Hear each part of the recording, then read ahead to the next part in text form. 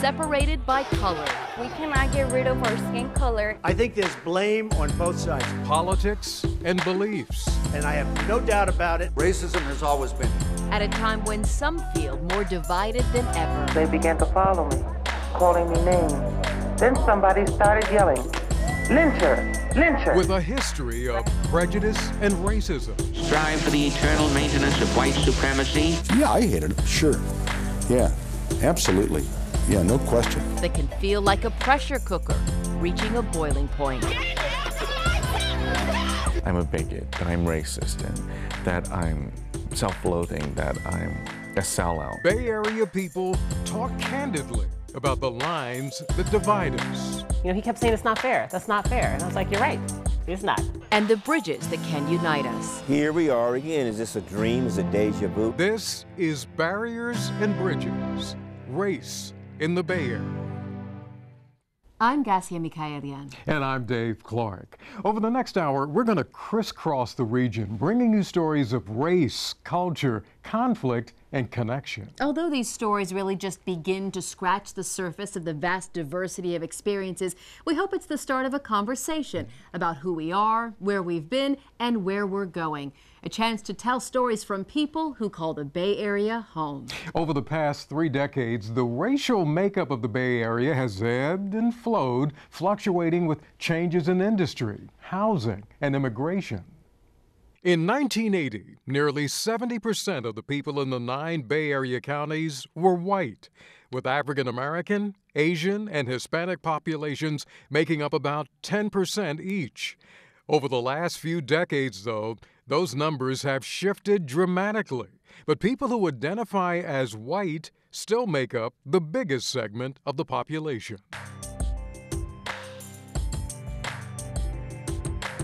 Despite the liberal politics and progressive culture in many Bay Area cities, we're not immune to bigotry, hate, and violence against racial minorities. The sharp edge of inequality still cuts deep for thousands of people, consistently and quietly in everyday life, as well as overtly and explicitly in the open.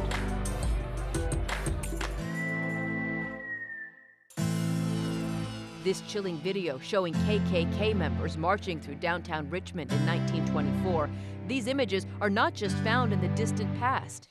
According to the Southern Poverty Law Center, there are active neo-Nazi, white nationalist, and Ku Klux Klan groups currently operating across the Bay Area. Across the nation, tensions strain and violence has erupted as these groups clash with those who oppose them.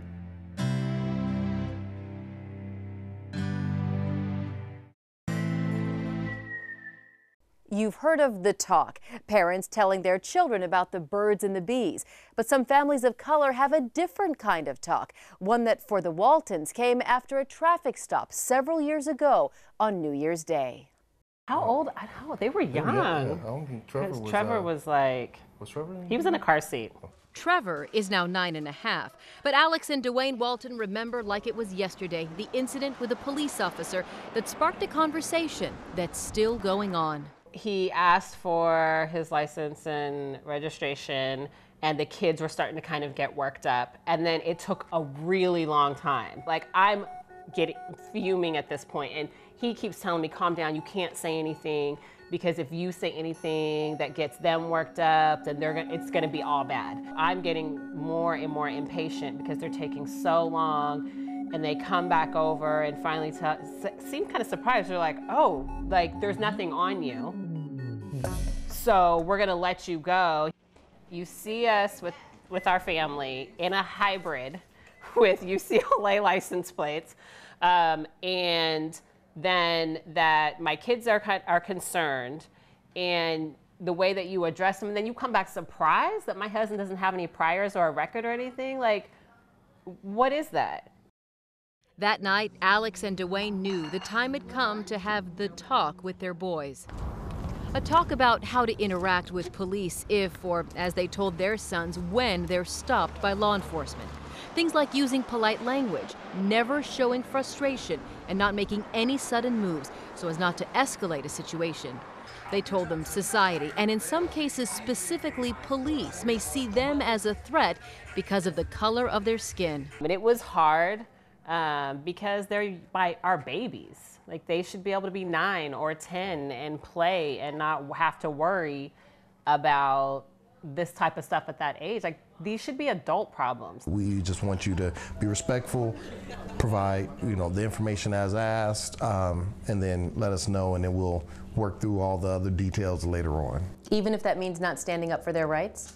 And seeing that's interesting. Because sometimes, says Dwayne, asserting your rights could be seen as being combative or disrespectful. That's why he tells his sons to do whatever they need to do to make it home.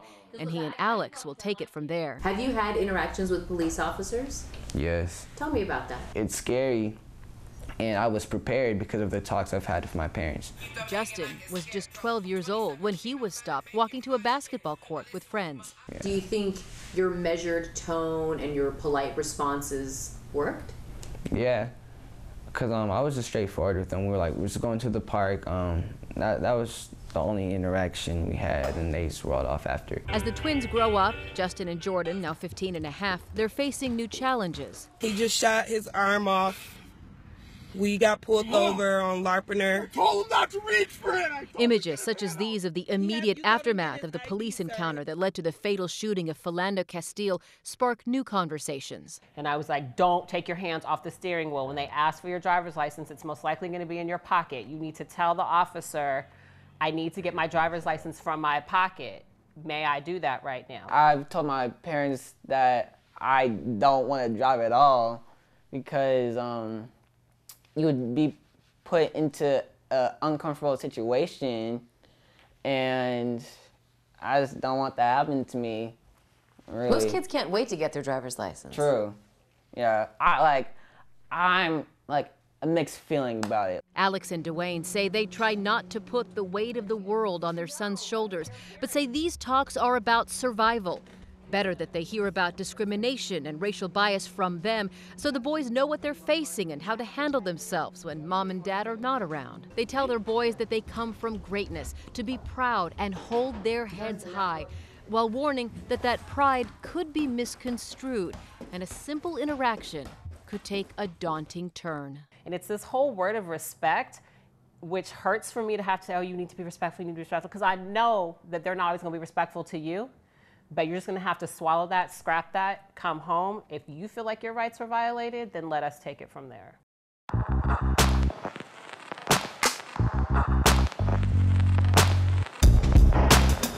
They were on the forefront of revolutionary change, rooted in Oakland. It was a time of great change in America. African-American president.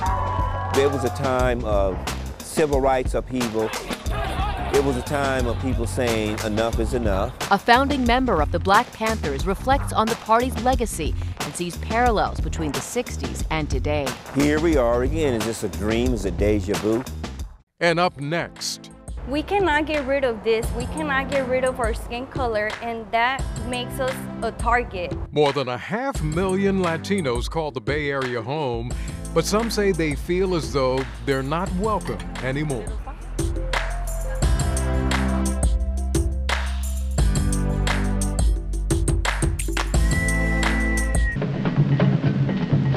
They were called revolutionaries and rebels. We want freedom. We want power to determine the destiny of our own black communities. Often controversial, but always provocative. We want an immediate end to police brutality and murder of black people. Either admired or feared. Both lauded and loathed, depending on who you asked. The Black Panther Party started here in Oakland more than 50 years ago. It was a force that both changed and shocked the nation. Today, the party's legacy lives on, inspiring new generations. KTVU's Candace Wynn talked with one of the founding members about his life and, through that lens, the parallels he sees today. It was a time of great change in America. The first African-American president. It was a time of civil rights upheaval. It was a time of people saying enough is enough. Words from one of the earliest Black Panther Party members, Saturu Ned, seem to illustrate today's turmoil. But if you listen closely, we would watch the young people in the South go through their marches. He's talking about the past. 1968 was a time of great change. When Martin Luther King was killed, murdered. When the sights of a young African-American youth I saw these things. Shaped the rest of his life. When I was going to Sacramento City College, and at that point in time, I was running track. I was a good 400-meter man. I walked into my coach's office, he said, you had 2 visitors. So I said, well, I'm going to class. So it's just not a professor. He was very visibly upset. The visitors, 2 federal agents, according to Ned, there to tell him he had a choice. Either you leave the party, stop working with student organizations, and you can go to any school in the country. I said Harvard, Yale. I'm joking. He says, look, I could see he was very upset. He said, what are you going to do? And the ultimatum was, if I don't do this, I'll suffer the consequences. I decided to continue on doing what I'm doing, and the rest pretty much is history. Ned became one of the original Black Panther Party officers for the Sacramento office. He now lives in the Bay Area, still influencing social justice and change.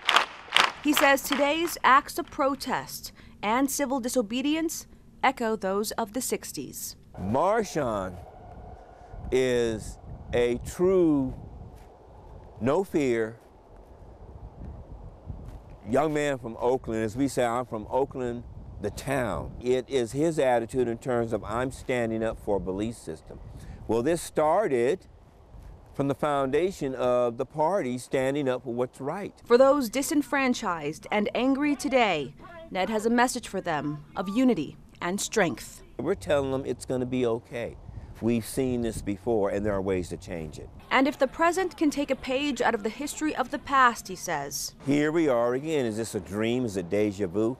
Read it. Now it's time to listen. The formula is already existing, and now it's about rediscovering it. The Black Panther Party dissolved in 1982.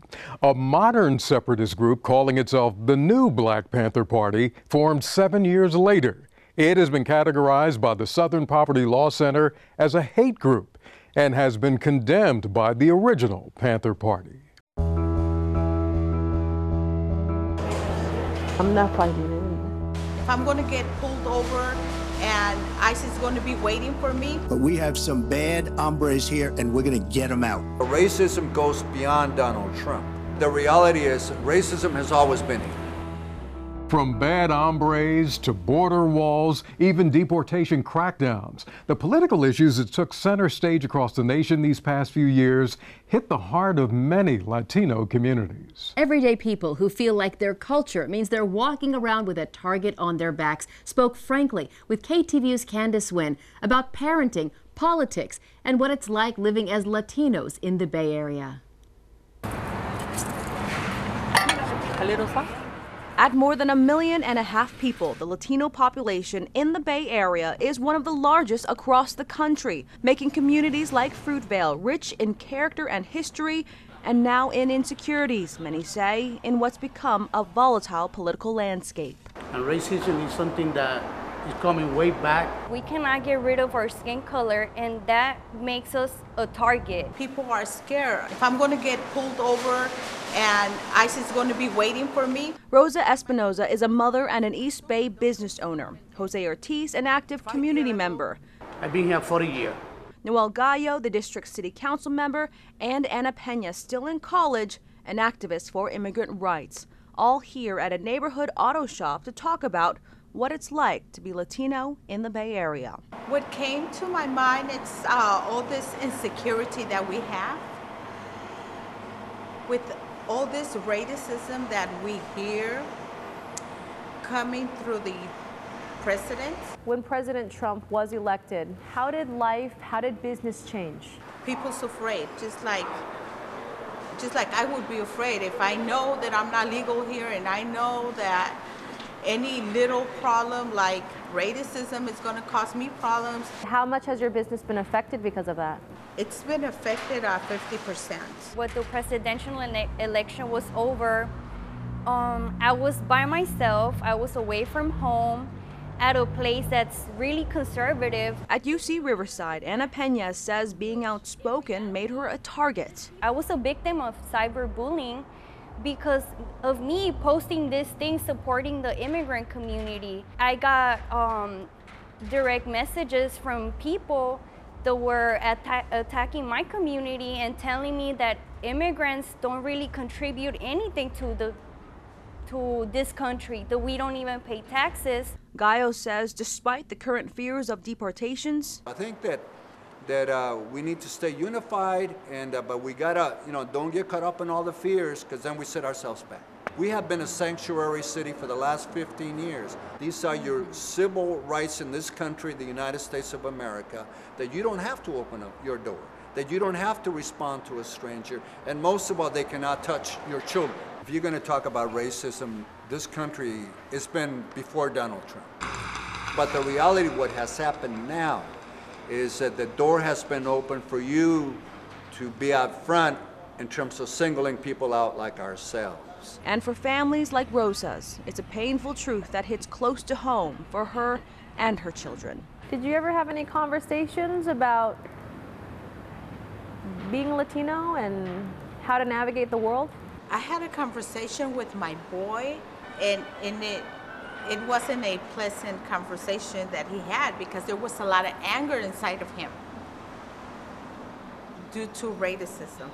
It gets me sad to remember the way I saw him. The Bay Area, a place more than 1.5 million Latinos call home, a place where their sense of home security, they say, has changed. Still ahead, when you wear your faith for all to see, your appearance can make you a target. When a guy with turban or beard walks in, they think, what are you doing here? And up next. Are you racist? Not every cop is racist. Most of us are not. I am not. Enough is enough. Let's see, can we form some resolution and bring about a positive change in our community?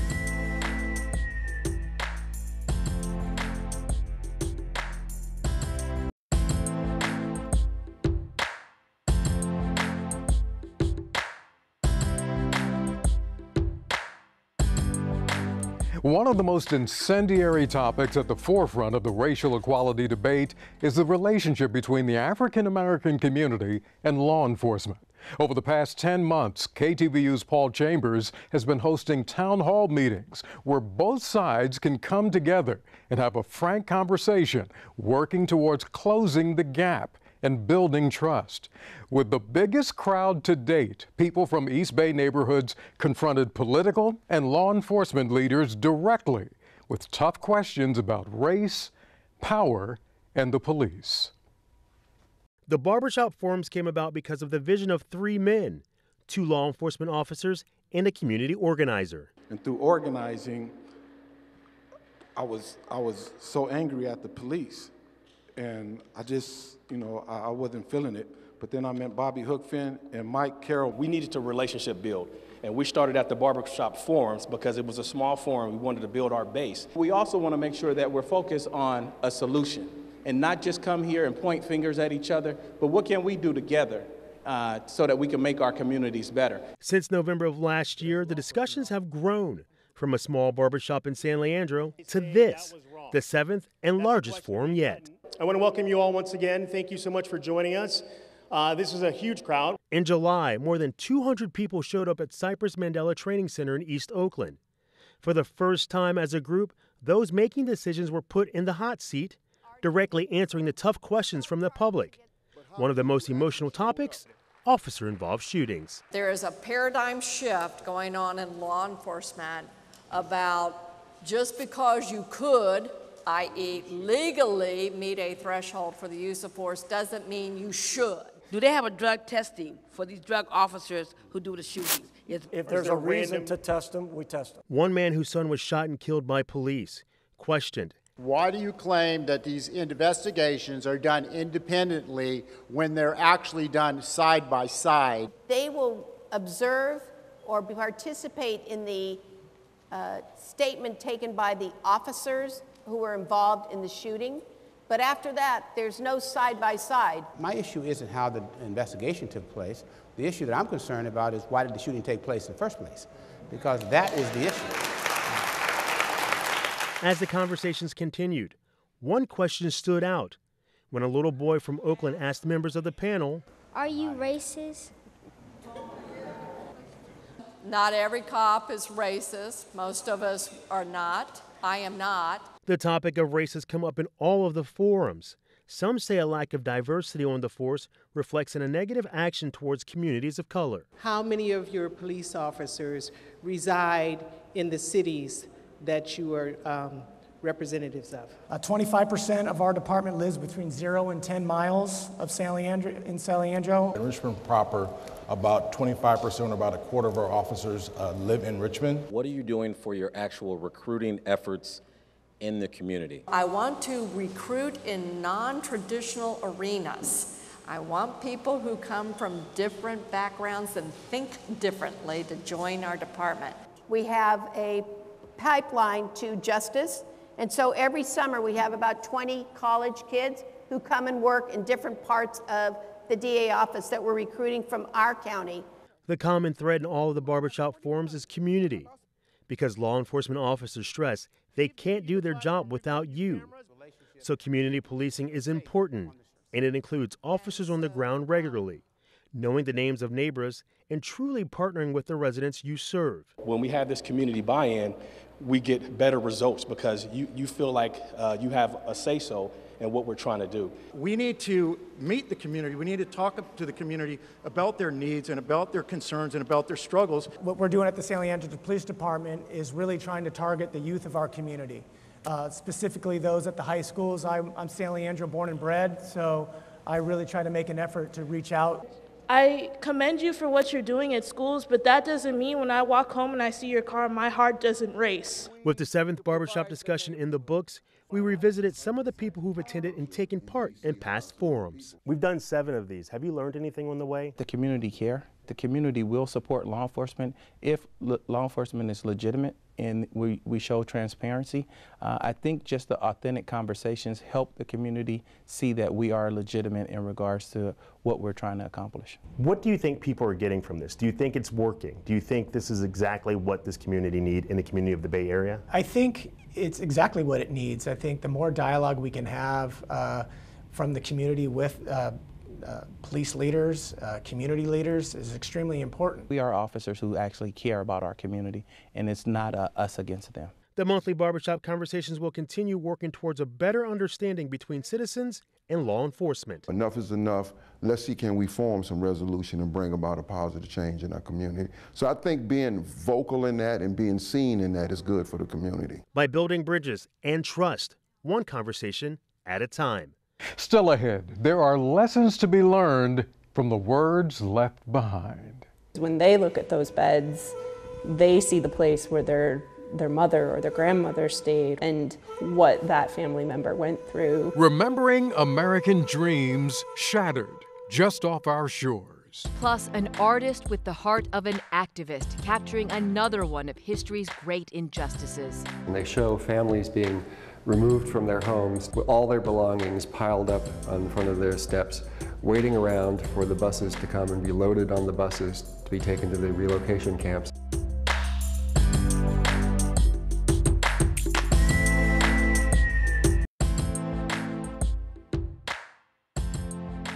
The country's Asian American population has grown faster than any other group over the past decade, and nowhere is that more apparent than right here in the Bay Area. The local Asian community's influence spans back more than a century. But although its roots run deep, this storied history is also marked with shame. The internment of thousands of Japanese Americans in camps after World War II was originally called an evacuation. Even though 75 years have passed since then, the images still stir powerful emotions and daunting memories. And one of the Bay Area's most famous photographers, Dorothea Lange, documented much of this local history. The Oakland Museum of California shared her collection and her efforts to bring to light what she saw as a grave injustice.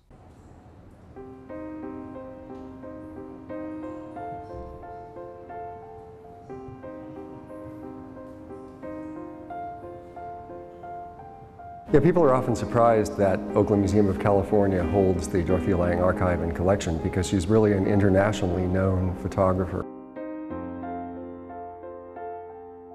She was also probably the most important photographer documenting the Japanese American incarceration. There are sections of the exhibition that do have a very specific Bay Area focus.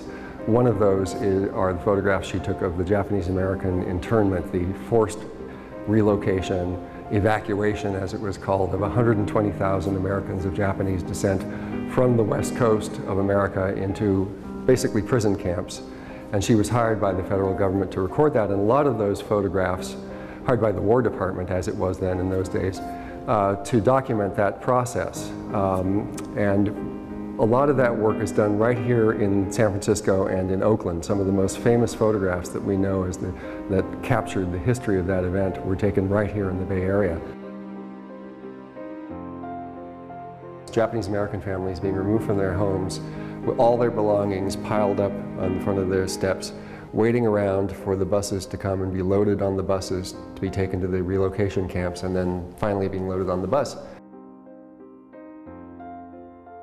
These are by far the best and most important images we have of the internment.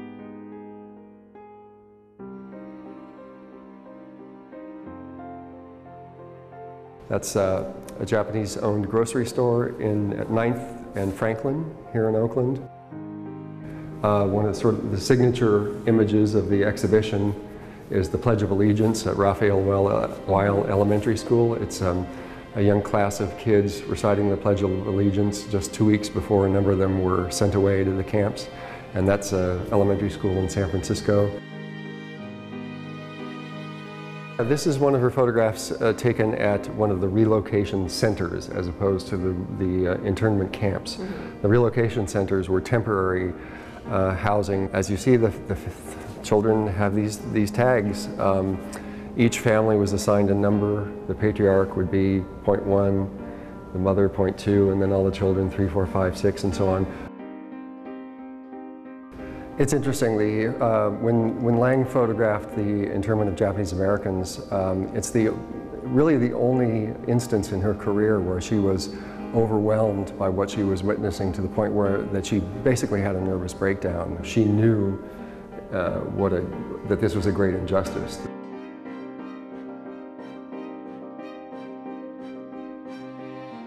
She's shown us things in the past that are an example of their warning for the present, but also suggest things that can be done in the present. She took a very strong stand through her photography on what she saw as injustices. She had an ability to capture the dignity and the individualism and the beauty of people even in desperate circumstances and bring that kind of humanity to life. Some of her work is truly iconic. Behind all of these stories and news stories are real people with real stories that deserve our understanding.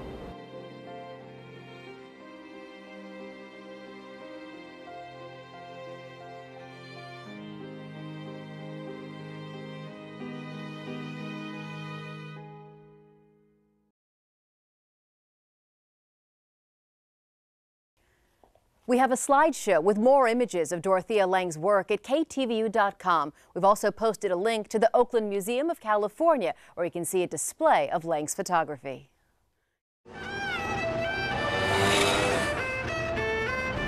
San Francisco's Chinatown, a gem tucked in the heart of the city, where the past and the present are inextricably woven together in every sight, sound, face, and family.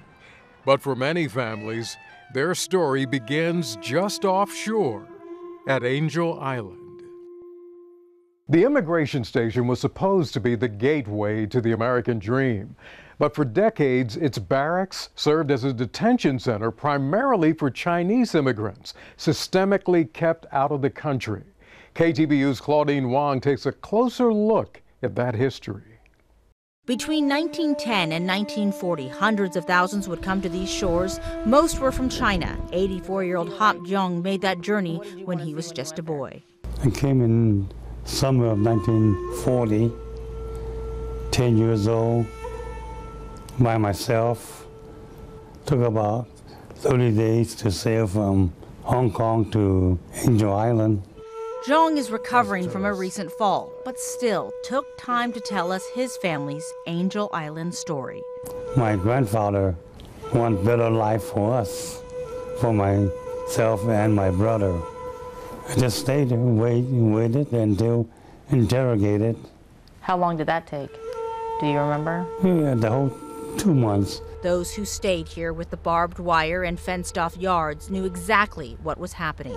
They called themselves prisoners. They called this place a prison. There are laws that are no longer on our books anymore and have been repealed because they were unjust.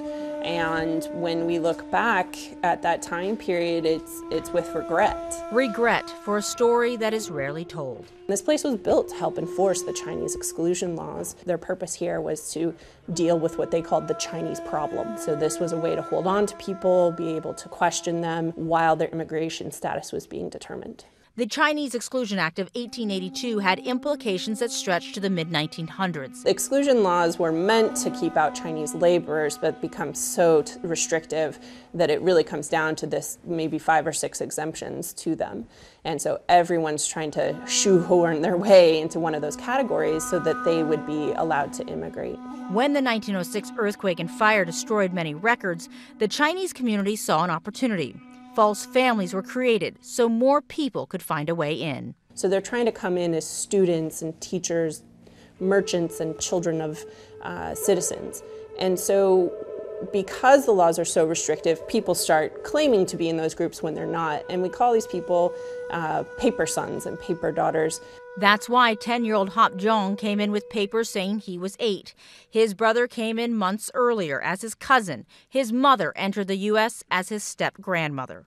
I had a book, the paper son, the documents, keep reading, studying who my parents are, my cousins, and birthdays, memorizing each room, who slept where, to prove to immigration that I am whom I claim to be. But you weren't that person. No. How much of what you were telling them was made up and how much of it was true? It's all made up. Immigration officials kept people for weeks trying to determine who was telling the truth, and 50% of Chinese immigrants failed entry exams. So very, very detailed questions. How many windows are in your bedroom? The number of chickens you have or your neighbor has. Zhong's records showed 20 pages of single-spaced questions. I answered one of the questions wrong, so they had to investigate to prove that I am not lying. His grandfather got him a lawyer, and that finally got him to the U.S. But after 6 months in these barracks, his father was deported after failing a physical exam. Your mother came over and your father stayed in China for the rest of his life? Yes. Without his entire family? That is correct. And he was okay with that? That was life. He would only see him once more, years later, while serving in the U.S. military during the Korean War. I saw him when I was in Korea. I took a couple of weeks off, went to Hong Kong and saw him for the one and only time. The heartache of his story can be heard time and time again in poems that can be found on the barrack walls. There's about 200 poems on the wall, and this one right here starts up here and goes down 7 characters and 4 lines. It says, 1,000 sorrows and a hatred 10,000-fold burns between my brows. Hoping to step ashore the American continent is the most difficult of difficulties. Those poems are why these barracks have never been torn down, a living history for a generation that rarely spoke about what happened. Living with my grandfather, he was always scared, concerned about being discovered and sent back to China. But today, on a wall just feet from where Hop Jong came ashore almost 75 years ago, there is a plaque with his name. His family and others have come back. Because when they look at those beds, they see the place where their mother or their grandmother stayed and what that family member went through. It is a time that as a boy he tried to forget, but now he has gathered everything he can for the generations to come. It is his American story. For my family, for them to see what I went through or what the system was, so that something that they can see for themselves. And I think this is my beginning, our beginning here in this family. You can learn much more about the complex history of Chinese people in America by visiting Angel Island and the Chinese Historical Society, which hosts exhibits both online and in person. We've posted links to both on KTVU.com. After a break, we travel to the South Bay, where politics, religion, culture, and friendship collide. It hurts me that my own community is not supportive of me. Plus, combating a history of hate more than 15 years after 9/11. We become the easy target just because we have a visual identity wearing a turban, being a Sikh.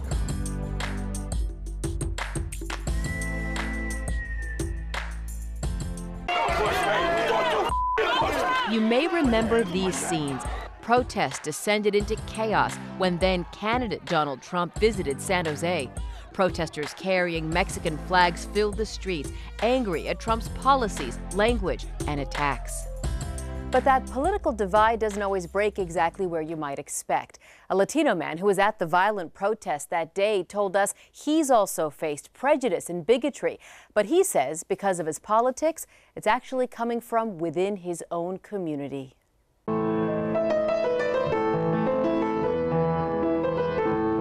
Juan Hernandez grew up at the Santa Clara Church. That's where he was baptized, went to Sunday school, and started playing the piano. St. Lawrence is his home away from home, and it's where his conservative Catholic values first took shape. A lot of Latinos are Catholic. I love my culture, I just love it.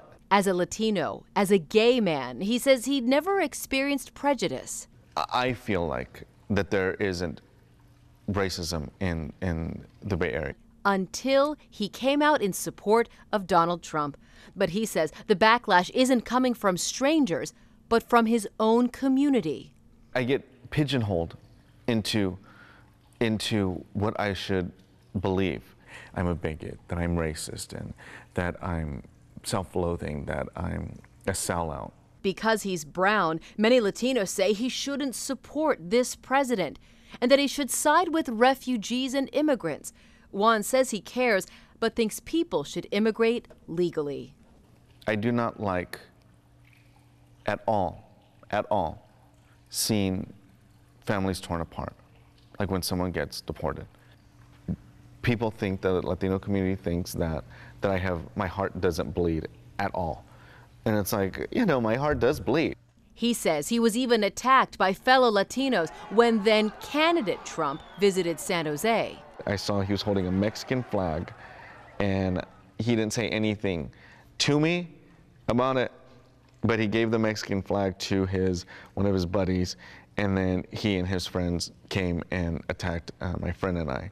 He doesn't go to parties in the community anymore. If I'm going into some kind of a Latino gathering, specifically a Mexican one, I go in there very leery.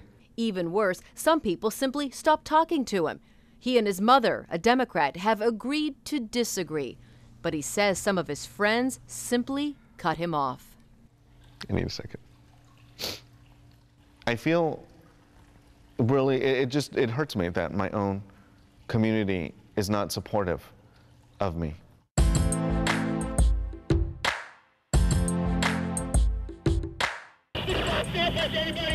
It happened after 9/11.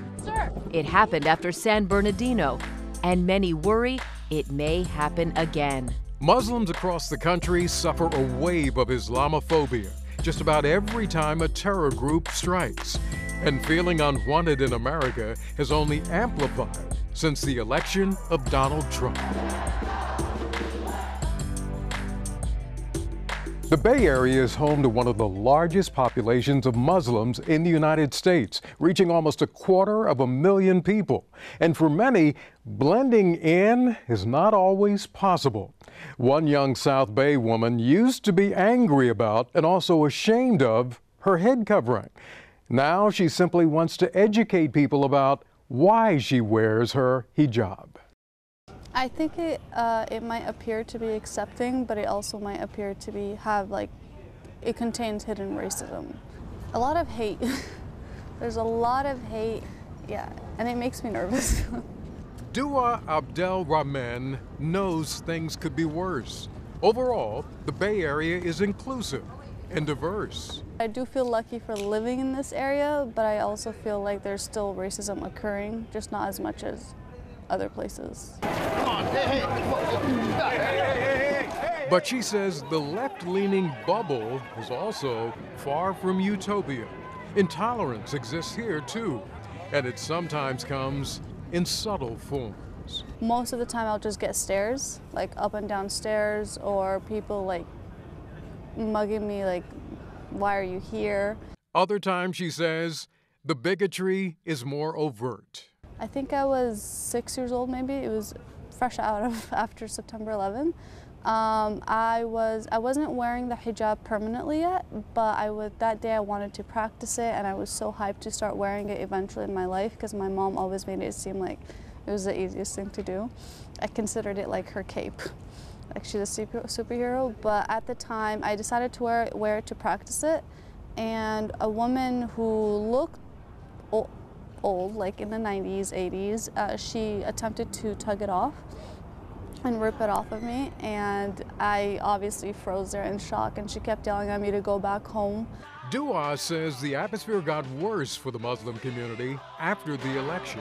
Trump is threatening basically most of the United States, along with his supporters who are carrying on with that threat, whether they're attacking you sexually, violently, verbally, physically, whatever it is, we're all being attacked some way or the other. Her friend was attacked in the San Jose State garage. A man came up to her and yanked her hijab.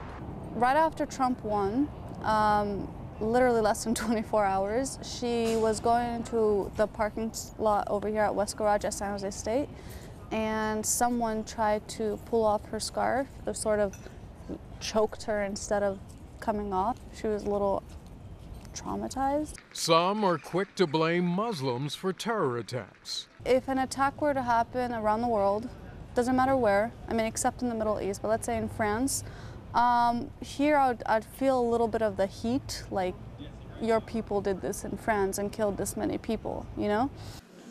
Allahu Akbar. And Dua says that Islamophobia hurts every member of her religion.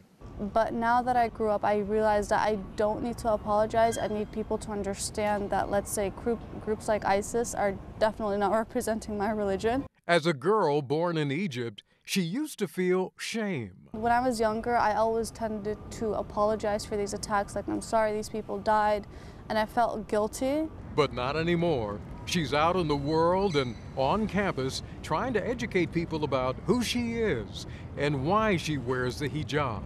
She calls it her cape of honor that forces people to respect her for her mind, not her body. Instead of being angry, I decided to more go do something. Sometimes she grabs the megaphone to fight for justice. Other times, she just decides to smile at a stranger. She says it feels like her efforts are paying off, even if it's just one person at a time. One after the Trump, I had a woman who stopped me at a CVS pharmacy, and she told me that I was beautiful. Now Dua says she wishes that people wouldn't be afraid of her and instead just ask a question to find out more. Just to ask a question, like ask me. If you have a question or if you feel uncomfortable, just ask. Questions that lead to conversations and conversations that might lead to friendships. There is hope, she says, and she's willing to keep trying to build bridges. It means don't give up. Like, there are good people out there, and I think we tend to focus on the bad and forget the good, and I like these simple things. They make a difference.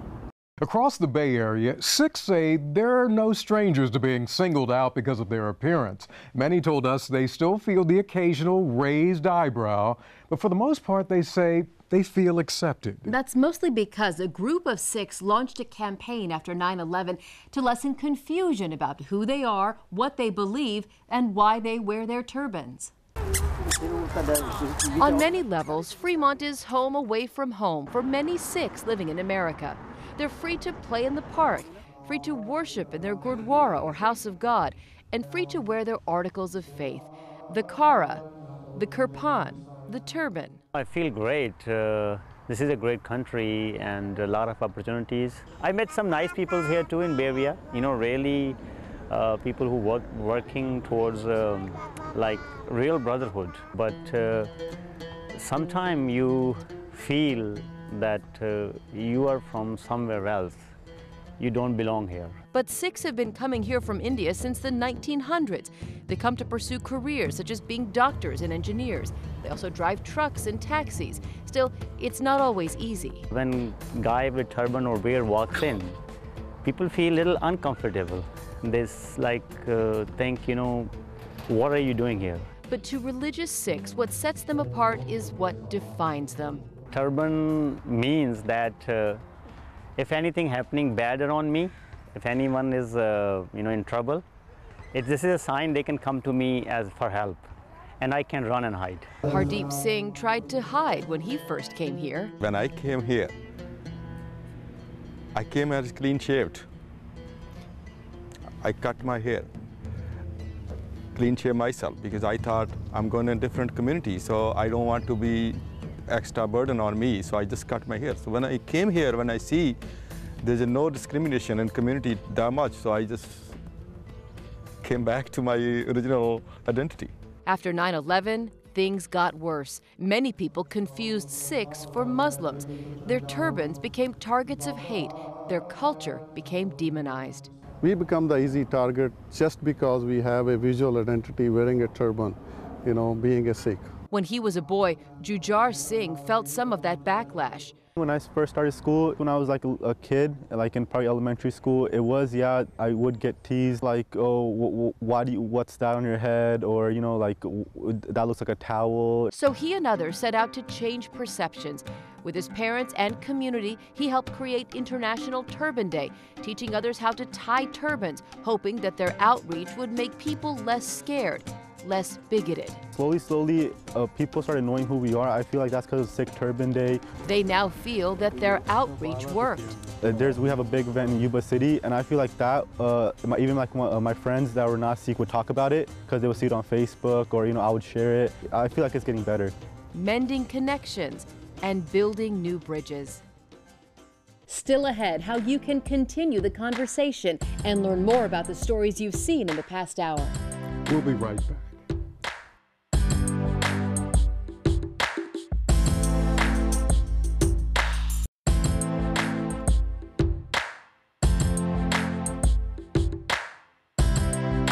We've come to the end of our brief trip around the Bay Area, and although we've only scraped the surface of all the experiences and stories, we want to continue the conversation with you on Twitter and our Facebook page. Just use the hashtag Barriers and Bridges. If you'd like to see more, you'll find additional videos, photos, and interviews with the people we spoke to over the past hour on our website, KTVU.com. We also have more stories that go beyond what we could put in this past hour. Finally, there's no shortage of organizations, both large and small in the Bay Area, dedicated to fighting racism, providing education and outreach, and working to combat hate and build bridges. We've posted some of them on our website, along with resources where you can find more information about the major topics we explored today.